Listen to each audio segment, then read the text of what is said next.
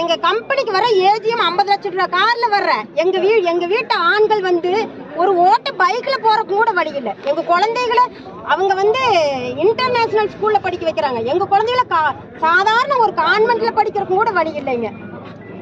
இதுல தயவு செய்து இன்னைக்கு வந்துங்க நாங்க 5 மாசத்துக்கு முன்னாடியே ஸ்ட்ரைக் அனௌன்ஸ் பண்ணியாச்சு. 5 மாசத்துக்கு அப்புறம் 7ஆம் தேதி வந்து நந்தனம் கால்நடை இயக்குனர் அலுவலகத்துல வந்து ஒரு நாள் வந்து காத்திருப்பு போராட்டம் நடத்தி எங்க கோரிக்கைகள் அனைத்தும் வந்து அனைத்து விவசாய சங்க தலைவர்களும் வந்து இயக்குனர் அவர்களிடமும் அனைத்து பண்ணை உரிமையாளர்களிடமும் அனுப்பியாச்சுங்க.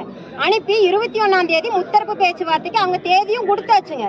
அவங்க சொன்னது என்னன்னா 21ஆம் தேதி வரைக்கும் ஸ்ட்ரைக்குன்னு சொல்லி எங்களுக்கு வந்து பர்மிஷன் கொடுத்தாச்சுங்க. யாருமே குஞ்சு இறக்க கூடாதுங்கிற பர்மிஷனை. அப்ப யாருங்க இவங்க வந்து கம்பெனி மூலமா வந்து குஞ்சு இறக்கி இருந்தா எந்த விவசாயிகளும் நாங்க இங்க வந்து ரோட்டுக்கு நிக்கணுங்கிற அவசியமே கிடையாதுங்க. இவங்க ஒரே குறிக்கோள் என்னன்னா இவங்க மட்டும்தான் வளரணும், நாங்க யாருமே வளரக்கூடாது. இன்னைக்கு கோழி வந்து பண்ணக்கூடையே 179 ரூபாய்க்கு விற்குதுங்க. செலவு வந்து வெறும் 49 ரூபாய் மட்டும்தான். மீதி 100 கிலோவுக்கு 130 ரூபாய் லாபம் கிடைக்குது அவங்களுக்கு. அப்ப வந்து நாங்க 10,000 குஞ்சு இறக்கணும்னா 20 டன் ஏத்துறோங்க. குறைந்தபட்சது வந்து ஒரு பண்ணைக்கு மட்டும் அவங்க 24 லட்சம் லாபம் சம்பாதிச்சிட்டு இருக்கிறாங்க இன்னத்த தேதியில. ஏங்க எங்களுக்கு கூலி கொடுத்து உங்களுக்கு என்னங்க போச்சு? நாங்க என்ன சொல்றோம்னா நீங்களும் நல்லா இருங்க, நாங்களும் நல்லா இருக்கிறோம் தான் நாங்க சொல்றோம். எல்லாரும் நல்லா இருப்போம்னு சொல்றோம். நீங்க முதலாளிகள் என்ன சொல்றீங்க? நாங்க மட்டும்தான் நல்லா இருக்கணும், நீங்க நல்லாவே இருக்க கூடாதுங்கிற மாதிரி நடந்துக்கிறீங்க.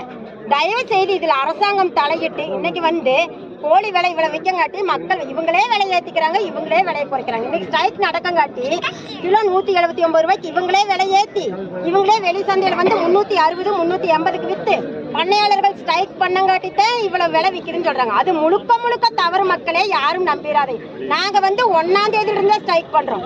நாங்க ஸ்ட்ரைக் பண்ணதுக்கு அப்புறம் வந்து இன்னும் 50 நாள் கழிச்சுட்டு இதனுடைய பின் விளைவுகள் தெரியும். ஏன்னா நாங்க 50 நாள் வளர்த்துட்டு அந்த கோழி உங்க கைக்கு வரும். இப்பவெல்லாம் வந்து எங்கனால வந்து விலை ஏற்றத்திற்கான காரணம் முழுக்க நாங்க பண்ணையாளர்கள் கிடையாது மக்களே.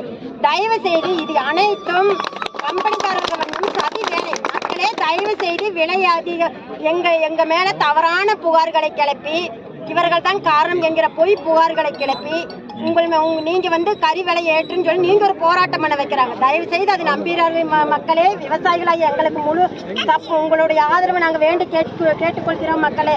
எங்களுக்கு 20 ரூபாய் கூலி உயர்வு, அடிப்படை கூலி உயர்வே 22 ரூபாய் வருது. எங்களுக்கு 20 ரூபாய் இல்லாம நாங்க இந்த போராட்டத்தை கைவிடுறதா இல்ல.